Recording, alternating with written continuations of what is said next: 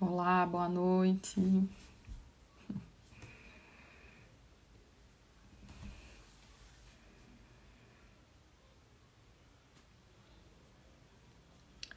Oi, boa noite. Vão entrando.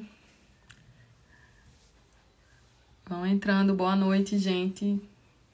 Vamos fazer uma live aí com a doutora Thaís sobre amamentação. Fique à vontade. Ah, já chegou. Já chegou, eu vou convidar aqui. Vamos lá, Thaís. Tô te procurando aqui.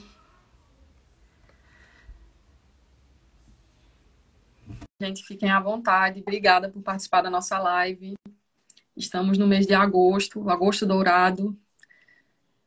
E os órgãos que... Acho que ela não viu. Oi, Thaís. Boa noite, tudo Boa noite, bom? Thaís. Thaís, muito obrigada por aceitar meu convite. Eu sei que você já está na sua função de mãe, já está em casa, né? Obrigada. Trabalhou o dia inteiro. Obrigada. Não, eu que agradeço o convite e a oportunidade de estar aqui fazendo esse bate-papo, trazendo informações para as mamães aqui presentes, né? Então é um prazer imenso estar participando dessa live aqui junto com vocês. Obrigada. E eu estava falando, né, o pessoal que estava entrando, a gente está no mês de agosto, né, onde temos aí a campanha de Agosto Dourado, onde eu acho que os órgãos, eles pedem, né, que a sociedade civil se mobilize, né, em prol de fortalecer, ajudar as mães, né, criar uma rede de apoio para informar também as mães para promover o aleitamento materno por mais tempo. Mas vamos falar, quero que você fale bem muito. E para quem não conhece, doutora Thaís, se apresente, né? Boa noite a todos que estão acompanhando. Eu sou a doutora Thaís Miranda, sou pediatra aqui na cidade de Paulo Afonso e a gente tem um centro pediátrico no qual a gente, além do atendimento em pediatria, nós temos toda uma equipe voltada para atendimento à criança e à família. Então, é uma equipe multidisciplinar, onde nós temos desde pediatra, neuropediatra, hematologista pediátrico, gastropediátrico, alergologistas, e a equipe multidisciplinar, composta por nutricionistas, psicólogos, fonoaudiólogos, enfermeira obstétrica, consultora de amamentação. Então, nós temos uma equipe completa para poder estar suprindo todas as demandas, acolhendo e dando todo o suporte que as mamães precisam. Exatamente, equipe multidisciplinar, tem tudo. Tem tudo e Isso. todos especializados no bebê, né? Tá, então vamos começar. Thaís, eu queria que você me falasse, assim, com a sua experiência, com a sua prática de todos os dias, o que é que você observa, os benefícios da amamentação no desenvolvimento do bebê? Isso. Esse mês, Agosto Dourado, é muito importante, principalmente para nós como pediatras, né? Que nós somos os primeiros médicos que os bebês têm ali contato, né? As pessoas têm contato, porque somos nós que recebemos os bebês nas salas de partos. Então, o Agosto Dourado é um mês super importante para o pediatra. Porque o aleitamento materno, ele tem inúmeros benefícios. O leite materno é um leite mais completo que o bebê pode estar recebendo. Ele é um leite que o que a gente chama, ele é um alimento vivo. Então ele modifica a cada necessidade do bebê. Ele modifica, por exemplo, se o bebê está doentinho, se o bebê está tendo alguma necessidade a mais, a própria saliva do bebê, o contato pele a pele com a mãe, o organismo da mãe consegue perceber isso e o leite consegue ser modificado e se tornar ainda melhor para o bebê. Então, ele é um leite que ele traz compostos ativos, compostos vivos. Ele é um leite que ele possui anticorpos que somente ele vai poder suprir ali para o bebê. Né? Então, os anticorpos da mãe passam pelo leite e protegem o bebê de quê? Protegem o bebê para que seja um bebê que seja mais saudável, que ele não tenha infecções respiratórias, infecções gástricas recorrentes, um bebê que tenha uma predisposição mais baixa no decorrer do tempo, lá na frente vir ter risco de obesidade, de problemas de hipercolesterolemia, de colesterol elevado, doenças de obesidade infantil, problemas cardíacos. Então, o leite materno, ele protege o bebê como um todo, não só nos seus primeiros meses e até anos de vida, mas com uma proteção a longo prazo também. Nossa, você falou tanto. Porque assim, a gente sabe que é bom, mas às vezes a gente não enxerga, sabe, coisas que você não consegue dizer, por causa do leite, mas é porque o bebê mamou, né? Exato. Então, E isso é um ponto muito importante, Elaine, porque nós temos a mania de sermos assim, imediatistas e ver assim, eu não estou vendo o problema, ele não existe. ah, Muito, muito. é. Então, assim, às vezes a gente fica, não, mas ele tomou um outro leite lá e não sentiu nada. Ok, que você viu, que você percebeu. Mas aí o bebê pode estar ali tomando um outro leite e estar apresentando uma lesão em pele, pode estar apresentando infecções gástricas, diarreia recorrente, vômitos. E a pessoa diz, oh, gente, o que é que aconteceu? Tá? E quando os bebês eles recebem um leite materno exclusivo, que a recomendação é que a gente faça esse aleitamento materno exclusivo até os 6 meses de vida e até os 2 anos complementado ou mais, tá?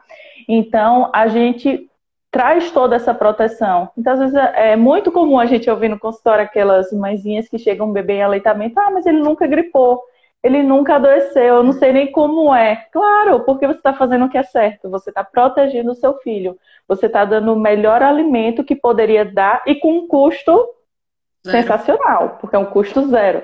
Né? É uma dedicação muito grande, uma dedicação exclusiva, materna, mas com custo financeiro zero. E que isso também é um dos pontos também super positivos do aleitamento, essa questão dele ser de graça, dele estar ali disponível em livre demanda para o bebê e sem trazer custos financeiros para a família.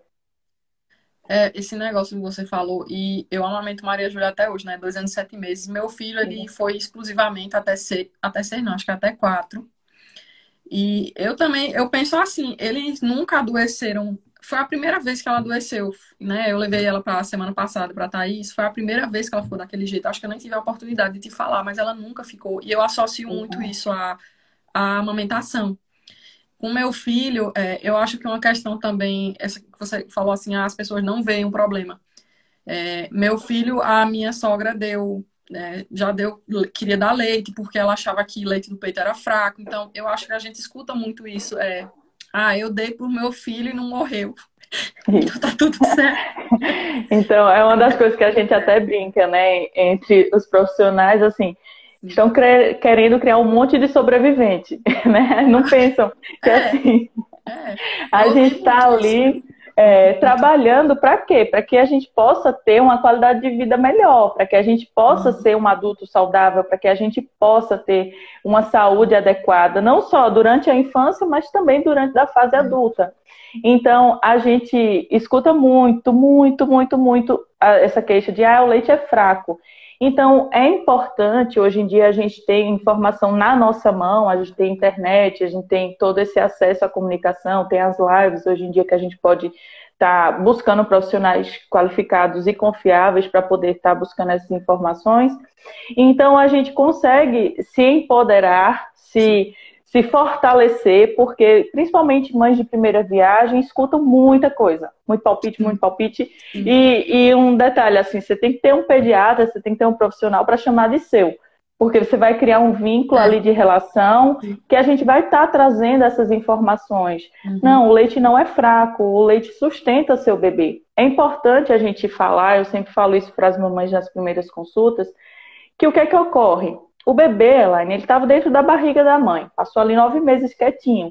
Então, eu sempre coloco assim da forma, vamos pensar aqui, ele não respirava, não fazia xixi, não fazia cocô, ele não gastava o tanto de energia que ele gasta quando ele nasce. Então, quando o bebê nasce, o bebê ele tem um gasto calórico, um gasto energético muito grande. Então, ele tem que respirar, ele tem que fazer xixi, ele tem que fazer cocô, ele tem que comer, ainda tem que sorrir para ser simpático para a gente. E tudo isso, ele demanda muita, muita, muita energia. E além dele gastar essa energia, ele tem que armazenar. Por quê? Porque ele precisa ganhar peso e crescer. Então, é como eu sempre faço essa brincadeira assim, é como se a gente estivesse aqui conversando e daqui a pouco começasse a correr numa esteira. Eu vou gastar a mesma energia que eu estou gastando aqui sentadinha conversando com você? Não, eu vou gastar mais energia, né? E para isso eu vou precisar me alimentar melhor, eu vou precisar ter um aporte calórico energético maior. Então, o bebê, nesses primeiros meses de vida, principalmente nos primeiros 3 meses, ele vai estar ali mamando de meia em meia hora, de 40 em 40 minutos, de hora em hora, de 2 em 2 horas, e não é porque o leite é fraco, é porque ele está precisando suprir tudo que ele está gastando, além de ter que armazenar, né? Então, isso tudo a gente precisa ali estar passando para a mãe, porque os palpites vêm muito. Vem muito, muito mesmo. Thaís, mas até para quem sabe disso, quem tem essa informação, a gente fica balançada também. Meu Isso. Deus, ele não para, não quer sair do peito. Eu vou contar um exemplo que aconteceu com uma amiga minha. Ela não conseguiu amamentar o primeiro filho, porque, eu não sei, o leite demorou, né? A pojadura demorou a acontecer e ela teve que botar ele na mamadeira. Aí ela levou a enfermeira para casa para fazer translactação, né? Foi consultora para casa com ela. Aí ela começou a conseguir, né? Só que ela falou, ele acorda com 20 minutos, ele quer de novo. Sendo que ela já tinha experimentado ele dormir 3 horas, porque ele tinha tomado a mamadeira. Então ela não aguentou e virou aquele ciclo, né? Ele começou a mamar menos, ela começou a produzir menos. Então, assim, com 1 mês ele não mamava mais. E ela tem toda essa informação, sabe? Sabe que leite não é fraco. Ela se frustrou, aí, graças a Deus, conseguiu no segundo filho. E uma coisa também acho que o emocional dela, na gravidez, ela achava que ela não ia conseguir, porque o peito não pingava. E eu falei pra ela, não, mas não é que vai pingar, não acontece com todo mundo. Então isso começou a abalar ela, e infelizmente o primeiro filho ela não conseguiu. Exatamente, a gente precisa, na verdade, olha, amamentar não é fácil, não é. Por quê? Porque nós estamos lidando com duas pessoas, né? O bebê, ele é um serzinho, ele nasce com uma forma na boquinha, o tamanho da boca, a questão da mama da mãe. Então a gente precisa realmente se cercar, ter uma rede de apoio bem bacana mesmo, ter uma rede de apoio, ter essa força de vontade, né? Para poder estar ali tentando e buscar essa ajuda logo no início. Por quê? Porque na primeira semana de vida, o ideal é que você já faça uma consulta com o seu pediatra. Sempre lá na consulta mesmo eu peço, olha, terminou o exame, vamos colocar na mama. Porque às vezes uma coisa simples, que a gente pode estar ali corrigindo, uma forma de pega, às vezes, um exemplo mesmo, esse fato de alinhar o bebê, barriga com a mãe, às vezes o bebê já está mais pesadinho, o braço cansa, a gente derruba o braço um pouquinho, já não alinha tão bem, então machuca. Eu sempre falo essa questão. A amamentação, a gente vai sentir o sugar, mas a gente não é para estar chorando de dor, para estar sofrendo, para o peito estar sangrando. Você tocou numa pergunta que quer entrar aqui na live. Você entrou numa pergunta que eu quis muito fazer, porque eu acho que é tão comum machucar e doer, né? É tão comum que as pessoas elas acham que é normal, mas aí você tá falando, não é normal sentir dor, né? Na amamentação. Isso. Exatamente. Se tá sentindo dor, a gente precisa identificar o porquê. Será que a pega tá correta? Será que a mama tá com alguma candidíase, algum fungo? Será que tem alguma coisa que a gente possa melhorar para poder tornar esse momento mais tranquilo, mais leve, mais prazeroso? Por quê? Porque senão a gente cria realmente um circo e cria uma questão, um estresse, né? Que você fica ali, quando você pensa em amamentar, vira uma tortura. Aquele desespero, né? Ai, não quero, já chora. E aí também isso leva a bloqueio de hormônios e dificulta a produção do leite. Então a gente precisa que seja uma coisa tranquila. Eu sempre até brinco assim com as mães, quando a gente corrige, que pega, eu continuo conversando, elas conversando comigo, eu digo, pronto, assim tá ok. Porque é para você estar com essa carinha que a gente está aqui conversando, não é para estar chorando, urrando, sentindo muita dor. Se está acontecendo isso, a gente precisa realmente estar ajudando aquela mãe para poder corrigir e melhorar a amamentação. Então, a gente precisa realmente, por quê? O que acontece? A gente lê muito, a gente busca informações, mas na prática, às vezes, não é tão simples. né? É. Então, assim, quando a gente vem para uma consulta que a gente coloca, que a gente diz, ó, levanta aqui um pouquinho o braço, vamos modificar assim a pega, vamos tentar fazer uma forma diferente. Às vezes a mãe só quer naquele tradicional, bota o bracinho, a cabecinha do bebê aqui, só que não Eu tem só muita Maria Júlia, eu mobilidade. só amamentava deitada, porque eu não aguentava mais. Era o dia Pois inteiro. é. Eu disse, não, vou ficar deitada que é melhor. Exatamente. Então, isso tudo a gente precisa estar trabalhando junto com a mãe, né, para que a gente consiga mostrar que não é um sofrimento, não é um sofrimento Mas amamentar. quando o peito está machucado, virou uma tortura, realmente. Né? Eu passei Realmente. por isso. Eu falava, eu não quero mais isso pra mim, que dói. E eu vejo que as pessoas normalizam muito a dor e elas acham que é normal, porque já me perguntaram, uma pessoa que não tinha filho, dói? Eu falei, se o peito estiver machucado, dói. Mas não é pro Exato. peito ficar machucado. Se machucou é Exatamente. porque pegou errado, tem algum problema com o seio. Então, eu acho que as Exatamente. pessoas acham que é normal machucar, é doer, entendeu? Exatamente. Então, assim, vai depender do tamanho da boquinha, da forma da mama, tal. E, então, isso aí pode estar modificando e levar realmente a algum incômodo, sim, tá? Então, é, quando tá machucado, dói. Dói, Dói. dói, dói. Você já passou por isso, eu também. Ai, dói muito. E incomoda bastante. E mesmo, é isso que eu tô falando, mesmo assim, com todas as informações, são casos e casos, né? Então a gente precisa realmente ter assim o bebê e a mãe para a gente poder estar ali ajudando aquele caso Uhum. e poder fazer com que dê certo. Ai, eu tô vendo muitas pessoas interagindo aqui. Suênia. Eu quero conhecer Suênia, que é o que a gente tem que falar do negócio do freio da língua, que é tão difícil de ver alguém Sim, falando, né? Ela é fonoaudióloga, a melhor pessoa.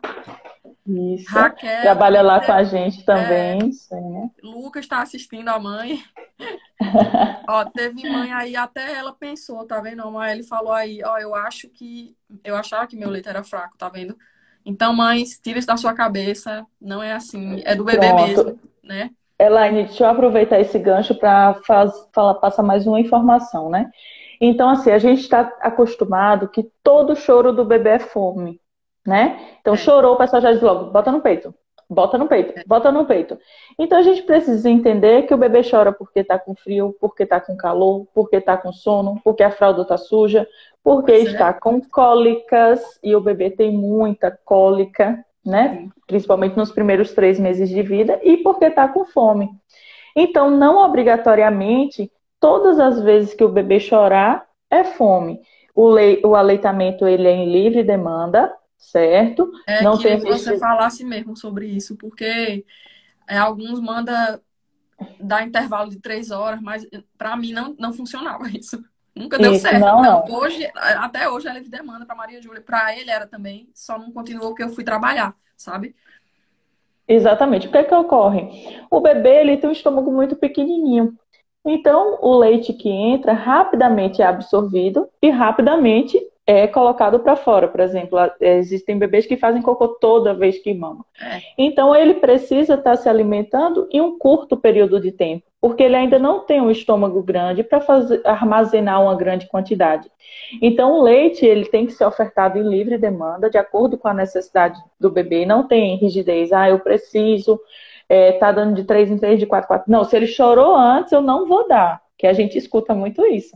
Não, chorou antes, eu não vou dar, não, porque ele comeu tem 1 hora e meia, certo? Mas ele está pedindo. Então, eu preciso ofertar o leite conforme a necessidade do bebê, tá?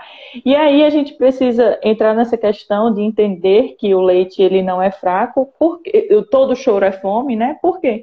Porque senão a gente associa todo choro a é. fome, fome, fome, fome, fome, fome, fome, e às vezes não é. Então a gente Uhum. precisa entender que existem esses outros motivos para o choro do bebê e que no primeiro período o bebê se comunica chorando. Ele ainda não sabe É, dizer pra pois gente, é. ó, tô com Uhum. frio, tô com calor, fiz xixi, minha fralda tá suja. Então Ele ele tem que vai chorar, né? chorar. Exatamente, ele vai pedir ajuda. Opa, Uhum. algo tá me incomodando. E a gente vai acabar aprendendo no dia a dia mesmo, eu dei o peito, ele não quis, tal. Ou então, ele tem aquelas mães que também chegam, eu botei no peito, ele sugou, certo? Ele sugou. Por quê? Porque o bebê nasce com reflexo da É. sucção. Tudo que Uhum. toca Tem a ao sucção redor não da boca. nutritiva também, né? Isso.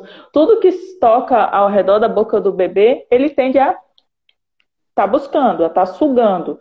Então, o bebê terminou de amamentar, eu coloco para arrotar, ele faz o que no meu ombro? Ele procura. É algo involuntário, é um reflexo que ele nasce para poder sobreviver, tá? Então, se você colocar o bebê o dia todo que Deus deu no seu peito, estimular ele o dia todo, ele vai sugar o dia todo, tá? Então, isso aí é uma informação também muito bacana para a gente estar passando, porque às vezes as pessoas não sabem aí, mas eu botei no peito, ele sugou, certo, sugou, mas não obrigatoriamente era fome naquele momento, né?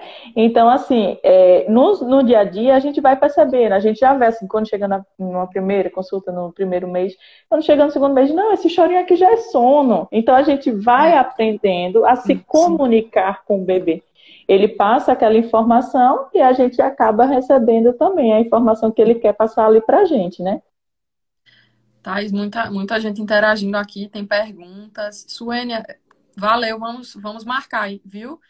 E eu vou ler algumas perguntas aqui, tá? Mais uma coisa, esse negócio que você falou, né? Meu filho, ele tinha uma hora que ele chorava. Ele chorava. Aí foi quando eu me dei conta disso, né? Quando você descobre que nem toda choro é fome, sabe? É um desespero. Eu vou fazer o quê? Quando a gente chegou da maternidade, ele chorou tanto, tanto. E eu fiz tudo, menos não passou pela minha cabeça olhar a fralda dele, né? Aí minha irmã falou, olha a fralda dele. Ele tava sujo. Ele não queria pegar peito, não queria nada. Tadinho. Aí a gente fala, sim, fala. E atrapalha mesmo, né? Ele tá ali irritado, tão irritado com a fralda quente, que ele não quer saber de mamar, ele quer que resolva aquele problema dele, né? Aí tem uma frase assim que o povo fala assim, que o pai sofre, né? Pai de primeira viagem. Eu acho que quem sofre é o bebê mesmo. Até se entender, coitado, ele vai chorar tanto. É verdade. Né? Até ser entendido, compreendido no mundo. E uma coisa importante, né? Você falou aí em Suênia, é importante a gente comentar a importância de uma equipe multidisciplinar. Por quê? Porque às vezes a criança está ali mamando, começa a engasgar, começa a ter dificuldade de deglutição, e aí vem essa questão do teste da linguinha, não só para a questão da amamentação, mas também para a questão do desenvolvimento da fala, né? Então, isso tudo, às vezes a gente acha assim, só a pediatra pode estar auxiliando, só a enfermeira, consultora em amamentação, que nós também temos a Rani lá conosco, né, que é consultora em amamentação, pode estar auxiliando? Não, é uma equipe como um todo. E a fono também entra nesse processo. Às vezes a gente fala assim, vamos mandar para a fono. Oxente, mandar para a fono por quê? Né?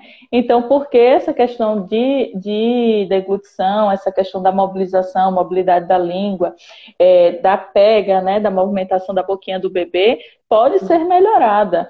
Pode ser fortalecida, né, para que a gente tenha uma amamentação de sucesso. Thais, eu queria saber se você pode responder algumas perguntas. Acho que algumas pessoas fizeram perguntas. Certo. Eu acabei não vendo nenhuma pergunta que passou para mim. Eu não vi. Aí, se você puder ler, eu vou te falar.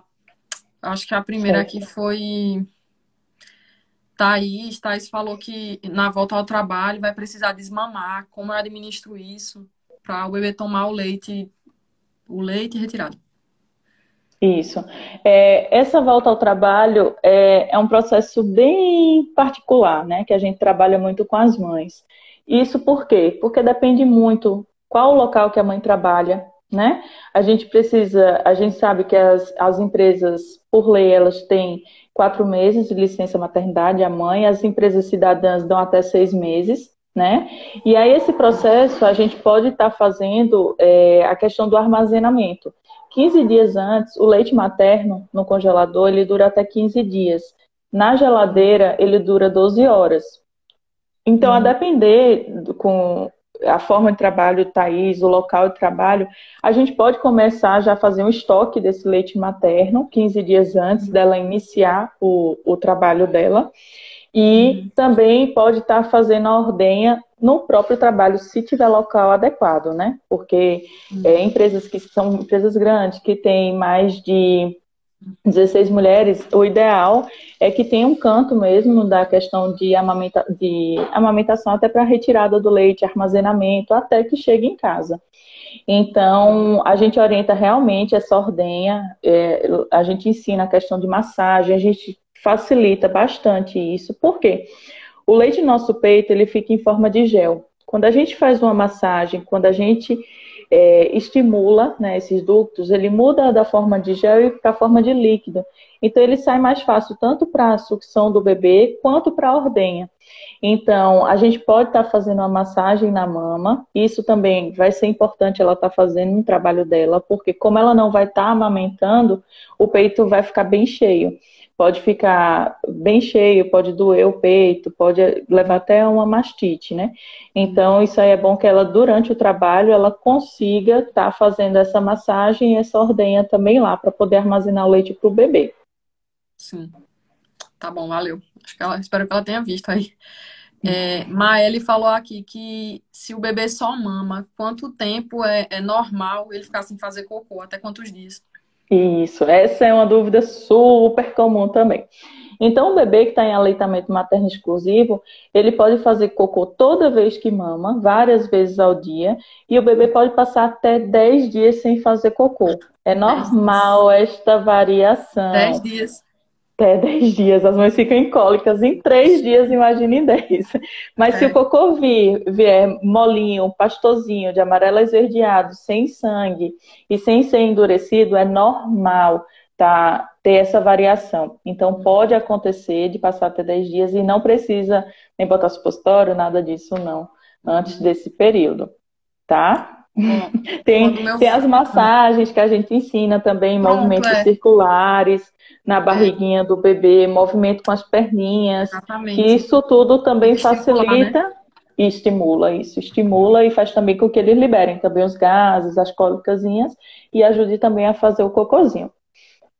O intestino do meu filho era reloginho, sabe? E aí quando a avó começou a dar mingau de panela, aí do nada ele ficou sem fazer cocô. O que foi que ele comeu? Depois que ela falou pra mim, ele passou 3 dias. Aí depois ela falou, eu dei mingau pra ele. Eu deixo o leite lá, eu dei o mingau pra ele. A gente fibrila. Ai, meu Deus. Pois é. Esses farináceos são grandes potenciais de ressecamento, né, de obstipação. Então, assim, não tem indicação nenhuma. Assim, aí é uma das coisas acho que a questão da rede de apoio. É uma das coisas que vem a avó, eu dei isso pro meu filho. Você comeu, sua mãe fala, você comeu, né? Aí fica difícil, né? Essa questão da rede de apoio, eu tenho sofrido com essa questão de pandemia, né, por conta da restrição do número de pessoas nos consultórios. Porque, assim, eu sempre peço, quando a gente vai fazer a introdução alimentar, quando é a primeira consulta, eu digo, traz todo mundo. Traz, porque, assim, não adianta eu chegar e falar só com você, e você chegar em casa, vem aquele boom de informação, a gente fica assim, ó, sem entender nada. Meu Deus do céu, será que eu tô fazendo certo mesmo? Meu Deus do céu. E outra coisa importante, a importância de você fazer uma puericultura, um acompanhamento adequado. Por quê? Porque é exatamente aí que quando você vai no outro mês, não, eu vou manter o aleitamento exclusivo, vou manter e tal, a gente pega firme, briga com todo mundo e mantém. E quando chega no outro mês, que o bebê ganhou ali 1,9 kg, 1,2 kg, a gente, opa, eu tô no caminho certo. Então a gente se fortalece, né? Exatamente. A gente vê, opa, tá dando certo, é isso aí, vamos adiante.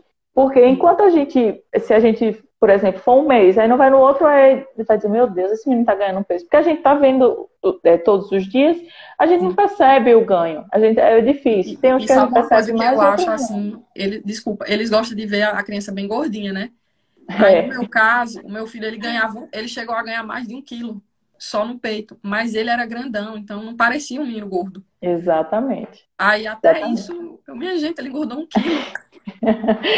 Por isso que também eu sempre faço questão. Nós temos os gráficos, né, na caderneta de vacina, e eu sempre uso esse gráfico, porque eu sempre brinco com os pacientes, eu digo assim, não adianta só eu saber, eu tenho que te convencer, né? Então, se eu disser, tá tudo ok, beleza, aí você pode acreditar ou não, mas se eu te mostro na curva o ganho, e a gente faz esse acompanhamento desse ganho de crescimento, dessa questão de desenvolvimento, cabecinha, peso, estatura, você vai visualizando mês a mês a curvinha adequada, a curvinha ali pertinho da linha verde. Então, isso aí você vai conseguindo tornar mais palpável, né, esse ganho Sim. aí mensal.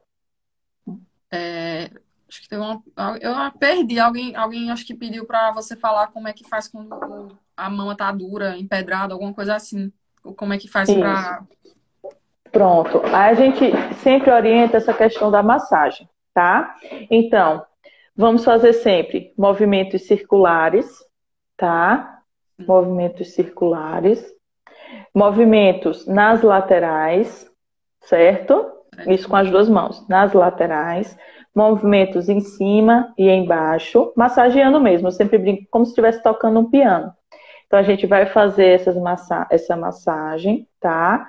E sacudir a mama, tá? Pra gente fazer exatamente, fazer esse processo, pra gente fazer essa liberação desses ductos e não fazer o engurgitamento, não deixar o leitinho ali preso, fazendo com que a mãe fique com dor. E principalmente, outra dica super importante: se a mama estiver muito cheia, muito engurgitada, a boquinha da criança às vezes Tem que dar uma escorrega. esvaziada, né?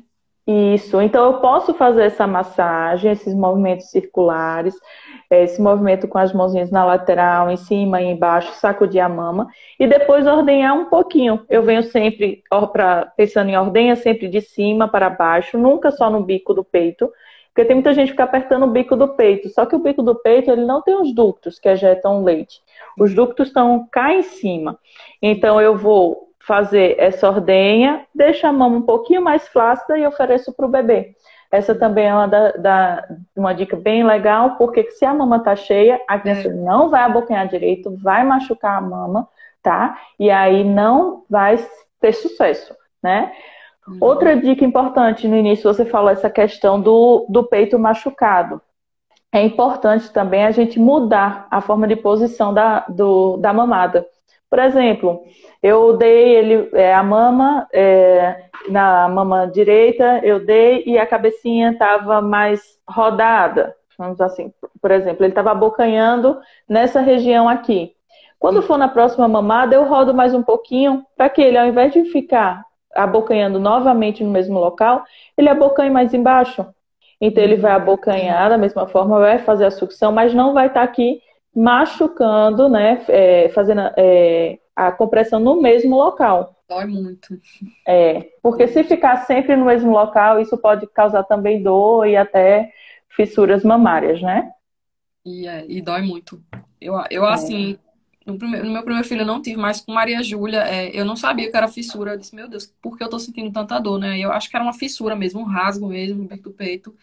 E eu disse pro meu marido, você vendo isso, você não tem noção da dor que é. É absurdo, absurdo, dói muito.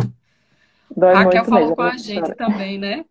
Raquel, acho que você conhece. Raquel tá lá em Aracaju com o bebezinho, acho que fez um mês, né? Lembrando que o Sim, bebê Raquel. mama, né? Não só porque tem fome, mas também porque tem sede, não é isso, doutora? Tá correto?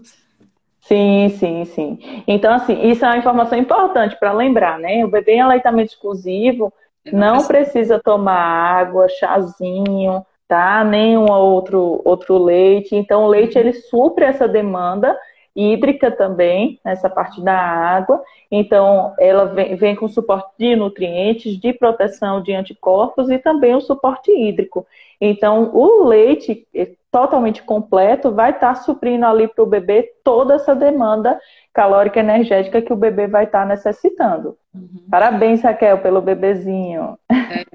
Júlia. Júlia, meu pai se admirava quando ele fala, eu não acredito que esse menino tem 4 meses, ele não bebeu água ainda. Aí eu falava, não, não precisa, né? Exatamente. Tá, estamos chegando já ao fim. Eu queria ter muita coisa para falar, né? Mas não dá.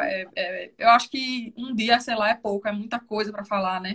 Mas uma coisa que eu vi esses dias, que eu fiquei admirada, eu não sabia. Eu fiquei impressionada, que a média no Brasil de aleitamento exclusivo é só de 54 dias.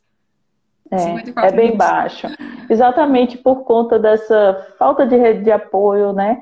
Eu acho que hoje nós mulheres, estamos vivendo uma nova adaptação de mundo, né? Porque assim, a gente cada vez mais está inserida no mercado de trabalho, mas acaba não deixando as outras obrigações de casa, da maternidade, de esposa, de dona de casa, de tudo.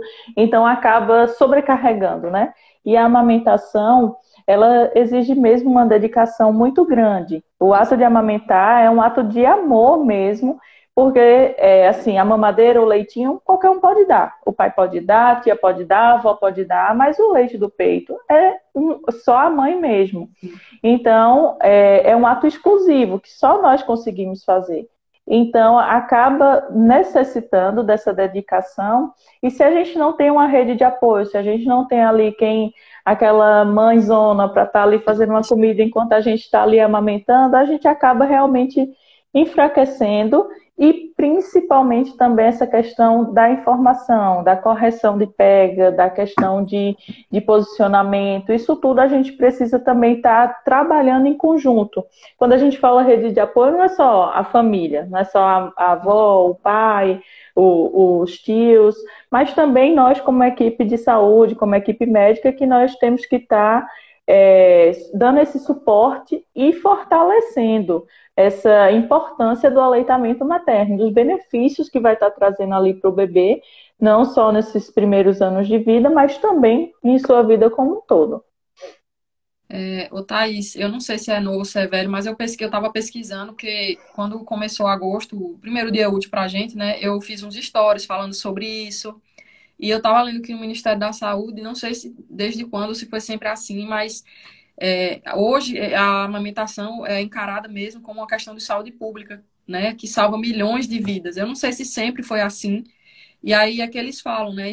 Precisa a sociedade promover isso, né? Se organizar, Exatamente. falar sobre isso, ser também a sociedade também ser rede de apoio da mãe. E aí eu não sei se isso é recente. Eu disse, bom, eu espero que se for recente, que a partir de agora existam realmente políticas que sejam mais favoráveis a isso. Acho que também é muito das pessoas, né? Essa já é uma luta e uma batalha antiga, tá? Mas que assim a gente precisa reforçar. Por quê? Porque é uma questão realmente de saúde pública. À medida que eu amamento, que o meu filho adoece menos, ele traz uma repercussão positiva para o serviço de saúde também. Se eu tenho uma criança que adoece todo mês, uma criança que o tempo todo fica hospitalizada, eu sobrecarrego os serviços de saúde também. Então, o governo, né, federal e estadual, eles trabalham também baseado nisso. Eles sabem que é o alimento mais completo, é um alimento custo zero, né? Que também nós temos muitas famílias. Isso. A gente tem muitas famílias que não conseguem comprar, vamos dizer, na impossibilidade do aleitamento, a fórmula adequada. Então, acabam dando o que o dinheiro dá, né? O que é muito pior ainda, além do não amamentar. Então, a gente bate sempre nisso. E eu te digo uma coisa, eu acho super prático amamentar. Por quê? Você expôs a mama, a bocanhão, a criança abocanhou, ok. Essa questão de ficar fervendo mamadeira, rapaz, me dá uma preguiça tão grande. Amamentar, eu acho assim, muito prático mesmo. Quando a gente consegue, que pega o jeitinho que desenvolve, fica mais prático, né? Verdade. Também acho. Não precisa sair com um monte. A gente já sai com um monte de coisa, né? Mas umas coisas a menos. Exatamente. Né? Exatamente. Tá, estou vendo vários pacientes suas aqui, dando oi. É um amor de profissional, também acho. Fui lá com Maria Júlia semana passada, graças a Deus, ela atendeu a gente. Nossa, obrigada. Obrigada. Porque a gente também tem que trabalhar muito essa parte do acolhimento, né? Porque quando a gente vira mãe, independente de ser primeiro filho, segundo, terceiro, o que for, a gente vive uma experiência nova. Então, essa parte é muito importante, essa consulta no primeiro mês de vida, para a gente poder realmente estar ali conversando, poder estar aliviando essas tensões, orientando o que tiver que ser orientado, para poder deixar essa transição muito mais leve. Enquanto a gente está gestante, ok, a gente parece que está gordinho, tal, vai-se embora, faz tudo. Quando o bebê nasce, a gente tem que aprender tudo. A gente tem que aprender a dar banho, a gente tem que aprender a trocar fralda, tem que aprender o que é o choro do bebê, tem que aprender a amamentar, né? Então, são muitos aprendizados num curto espaço de tempo. Então, a gente precisa realmente acolher essas mamães, essas famílias como um todo, né? Para que o aleitamento ele venha fluir de uma maneira de sucesso para aquelas famílias. Pronto, gente, assim, vai ser uma live rapidinha, né? A gente já tá na nossa função de mãe, né, tá? Já estamos em casa.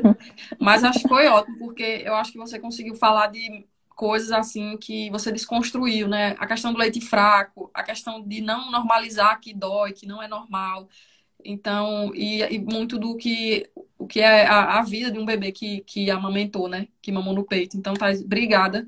É um assunto bem amplo, importante. Meia hora é pouco, a gente sabe, mas isso aí, para mim, também foi muito pontual, assim, as coisas que você falou, né? Eu que agradeço mais uma vez, é sempre um prazer estar compartilhando conhecimentos, né, e aprendendo também com vocês. Você sempre busca informações, sempre está aí antenada. Então, foi um prazer imenso estar aqui fazendo esse bate-papo. Um beijo em todos que acompanharam. Espero que a gente possa ter esclarecido algumas dúvidas, ter trazido informações, né? E estamos à disposição para poder estar aí levando mais acolhimento, mais conhecimento e fazendo com que essa amamentação seja um pouco mais prazerosa e que caminhe tudo certo para um bom desenvolvimento, não só do bebê, mas da família como um todo. Então, eu agradeço bastante esse convite, coloco à disposição para a gente estar conversando em outros momentos novamente. Tá certo, Thaís. Obrigada, viu? Valeu, Um tchau. Obrigada beijo. quem acompanhou a gente aí. Obrigada pela participação de vocês, tá? Até a próxima. Um beijo. Tchau, tchau. Boa noite. Tchau.